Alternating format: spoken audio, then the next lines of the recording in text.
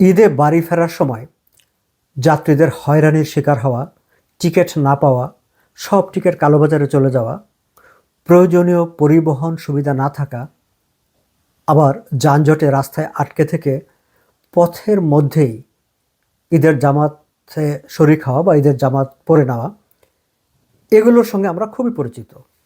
বছরের পর বছর ধরে এই ধরনের ঘটনাগুলো সংবাদপত্রে, টেলিভিশনের খবর হিসাবে আমাদের সামনে আসে। আমরা বরাবরই প্রত্যাশা করি, এগুলো থেকে প্রতিকার চাই। আমরা প্রত্যাশা করি যে এবার অন্তত যাত্রীরা, ঢাকার মানুষ কিংবা অন্যান্য শহরের মানুষ স্বস্তিতে স্বজনদের কাছে, প্রিয়জনদের কাছে, গ্রামের বাড়িতে, দেশের বাড়িতে যাবে ঈদ উদযাপন করার জন্য। এবং প্রতি বছরই এই দুর্বিষহ যন্ত্রণার খবরগুলো মিডিয়া আমাদের সামনে নিয়ে আসে। এবার যে তার ব্যতিক্রম হয়েছে তা কিন্তু নয়। কিন্তু এবার একটি ঘটনা ব্যতিক্রম ছিল। সেটি হচ্ছে, ঈদ যাত্রা শুরু হবার আগ থেকেই আমরা দেখলাম যে সরকারের সড়ক পরিবহন ও সেতু মন্ত্রী শেখ রবিউল আলম তিনি বক্তৃতা বিবৃতিতে বলতে শুরু করলেন, সব কিছু ঠিকঠাক আছে, সব কিছু একেবারে স্বস্তির পরিবেশ, কোথাও বাড়তি কোনো বাস ভাড়া দিতে হচ্ছে না, কেউ বেশি ভাড়া নিচ্ছে না, বরং কম, মানে যা নির্ধারিত যা ভাড়া তার চেয়ে কম ভাড়ায় টিকিট বিক্রি হয়ে যাচ্ছে। ওয়াও, বাংলাদেশ এত ভালো হয়ে গেছে, পরিবহন জগতের সব মানুষজন এত ফেরস্তা হয়ে গেছে। অবিশ্বাস্য ঠিক আছে, কিন্তু মন্ত্রী, নতুন মন্ত্রী, তাকে আমরা অবিশ্বাস করি কিভাবে? কিন্তু যত সময় ঘনিয়ে আসতে লাগলো তখন আবার ভিন্ন রকম খবর মিডিয়ায় আসতে শুরু করলো। তখন দেখা গেল যে না, আসলে টিকিট পাওয়া যাচ্ছে না, অনেক বেশি টাকায় টিকিট কিনতে হচ্ছে, মানুষকে হয়রানির সম্মুখীন হতে হচ্ছে। মন্ত্রী তখন বললেন, না, কোথাও কোথাও যাত্রীরা খুশি হয়ে 100, 200, 300 টাকা বেশি দিয়ে টিকিট নিচ্ছে।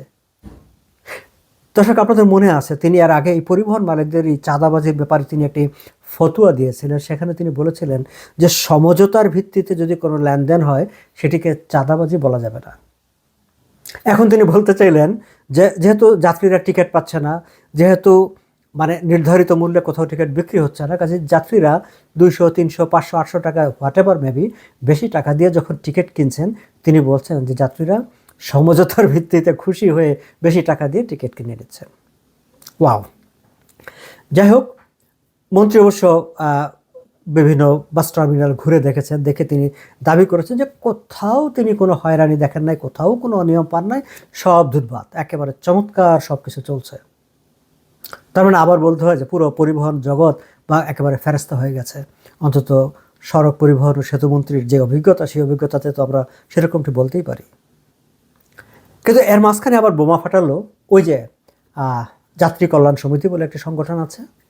তারাও বছরের পর বছর ধরেই এই ঈদের সময়, দুই ঈদের সময় যাত্রীরা কী ধরনের হয়রানির সম্মুখীন হচ্ছে, পরিবহন পাওয়া যাচ্ছে, টিকিট পাওয়া যাচ্ছে না, বাড়তি টাকা দিয়ে, এইসব তারা কম্পাইল করে তারা একটা সাংবাদিক সম্মেলন করে একটা রিপোর্ট প্রকাশ করে।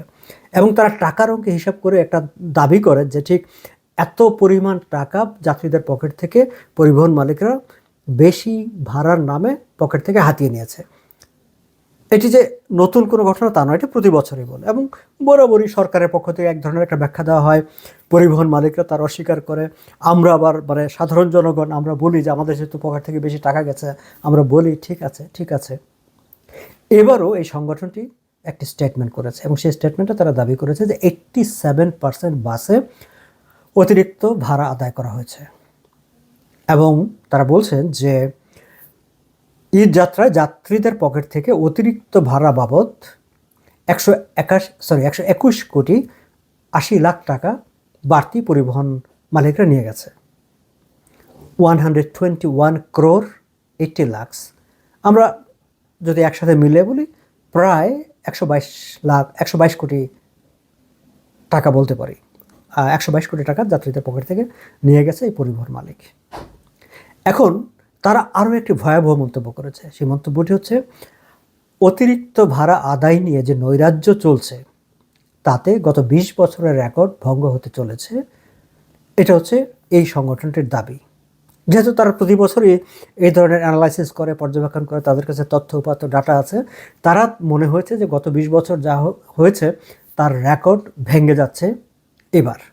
তার মানে হচ্ছে বিএনপি ক্ষমতা আসার পর এটি তাদের প্রথম ঈদ যাত্রা ব্যবস্থাপনা, এবং প্রথম ঈদ যাত্রা ব্যবস্থাপনায় নৈরাজ্যের দিক থেকে একটা রেকর্ড হতে যাচ্ছে। এটি কিন্তু দর্শক মানে এই যে পাবলিক ম্যানেজমেন্ট, ট্রান্সপোর্টেশন ম্যানেজমেন্ট কিংবা এত বড় আয়তনে মানুষের মুভমেন্টের ক্ষেত্রে অ্যাডমিনিস্ট্রেটিভ স্কিল, বিএনপির যে দক্ষতা, সে দক্ষতারও একটা টেস্ট, এটা পরীক্ষাও একটা। এখন যাত্রী কল্যাণ সমিতির অভিযোগকে যদি আমরা আমলে নেই যে 20 বছরের যে নৈরাজ্যের রেকর্ড সেটি ভঙ্গ হতে চলেছে এই বছর যে নৈরাজ্য তৈরি হয়েছে তাতে, তাহলে কিন্তু আমাদেরকে বিএনপির এই যে মানে ট্রান্সপোর্টেশন ম্যানেজমেন্ট, তার মন্ত্রীর শেখ রবিউল আলমের যে ট্রান্সপোর্ট ম্যানেজমেন্টের তার যে ক্যাপাসিটি সেটি প্রশ্নবিদ্ধ হয়, প্রশ্নের মুখোমুখি হয়। তাদেরকে আমাদের ফেল নাম্বার দিতে হয় যদি এটিই সত্য হয়। এখন বরাবর যা হয়, মন্ত্রী এটি ভালোভাবে নিতে পারেননি। মন্ত্রী বলেছেন, এই দাবিটাকে তিনি অস্বীকার করেছেন একটি টেলিভিশন প্রোগ্রামে গিয়ে, আমি পত্রিকায় দেখলাম। শুধু তাই না, তিনি বলছেন যে এই যে সংগঠনটি দাবি করেছে, এই সংগঠনটি হচ্ছে একটা ভুইফুর সংগঠন, তাদের কোনো অস্তিত্ব নাই, তাদের কয়েকজন মিলে তারা এই সংগঠনটি করেছে। ইন্টারেস্টিংলি ঠিক একই কথা যে পরিবহন মালিক সমিতি, পরিবহন নানা রকম যে সমিতিগুলো আছে, তারাও ঠিক এই কথাই বলেছে যে এরা হচ্ছে প্যাট সর্বস্ব একটা ভুইফুর সংগঠন, মাত্র কয়েকজন মিলে তারা এইসব করে। এখন এই যে বছরের পর বছর ধরে যে বিবৃতিগুলো তারা দিচ্ছে, এই বিষয় নিয়ে কথা বলছে, এবং অতীতে বিএনপির নেতারাও তাদের বক্তব্য উদ্ধৃত করে আওয়ামী লীগের ব্যর্থতা নিয়ে কথাবার্তা বলেছে, তখন কিন্তু এটি আর ভুইফুর সংগঠন ছিল না, তখন কিন্তু এটি ছিল একেবারে প্রতিনিধিত্বমূলক একটা সংগঠন। কিন্তু এখন এসে যখন তারা এই মন্ত্রীর দক্ষতা নিয়ে প্রশ্ন তুললো, তারা সরাসরি মন্ত্রীর দক্ষতা নিয়ে প্রশ্ন তুলেনি, তারা সিচুয়েশনটা তুলে ধরেছে, যে সিচুয়েশনটা সরকারের মন্ত্রীর দক্ষতাকে প্রশ্নবিদ্ধ করে, তখন মন্ত্রীর মনে হয়েছে যে এটি একটি ভুইফুর সংগঠন, এবং মন্ত্রী এবং পরিবহন সংগঠনগুলো সব মিলে একযোগে ফতোয়া দিয়ে দিল যে এটি হচ্ছে একটি ভুইফুর সংগঠন। কিন্তু তারা যাই বলুন না কেন, ভুইফুর সংগঠন বলেন আর খুবই প্রতিষ্ঠিত সংগঠন বলেন, যাই হোক না কেন, বাস্তবতা হচ্ছে জনগণে হয়রানি হয়েছে ঈদে বাড়ি যাওয়ার সময়, তাদেরকে হয়রানি ফেস করতে হয়েছে, পকেট থেকে তাদের বাড়তি টাকা গেছে টিকিট কাটতে গিয়ে, সেইগুলো ব্যবস্থাপনা সুচারুরূপে এই মন্ত্রী করতে পারেননি। বরং মন্ত্রীর শুরুর থেকে একটা তার অবস্থান ছিল যে পরিবহন জগৎ, পরিবহন সেক্টরে যারা আছে তারা একেবারে ফেরেস্তা, তারা ধুতেবাদ, তারা কোনো অন্যায় করে নাই, তারা কোনো অন্যায় করতে পারে না। এমনকি যখন এই যাত্রী কল্যাণ সমিতি কিংবা আমরা বিভিন্ন পত্রিকা, টেলিভিশনে দেখছিলাম যে যাত্রীরা যারা কথা বলেছে তারা অনেকেই হয়রানির কথা বলছেন, অভিযোগের কথা বলছেন, কিন্তু মন্ত্রী একেবারে পুরো পরিবহন জগৎকে এমনভাবে ধুতবাতে ফেরেস্তা বানানোর চেষ্টা করেছেন, তাতে একটি প্রশ্ন মনে জেগেছে যে মিস্টার শেখ রবিউল আলম, তিনি আসলে কি সরকারের পরিবহন মন্ত্রী, নাকি তিনি আসলে যে পরিবহন মালিকদের বা পরিবহন সংশ্লিষ্ট ব্যবসায়ীদের পাবলিক রিলেশন অফিসার, তাদের ইমেজ রক্ষার দায়িত্বে তিনি আছেন, নাকি জনগণের হয়রানি যাতে না হয়, সরকারের ভাবমূর্তি যাতে নষ্ট না হয়, সেটি রক্ষা করার কমিটমেন্ট তার, সেটি তার শপথ কোনটি? দর্শক, এই প্রশ্নগুলো আপনাদের সামনে থাকলো।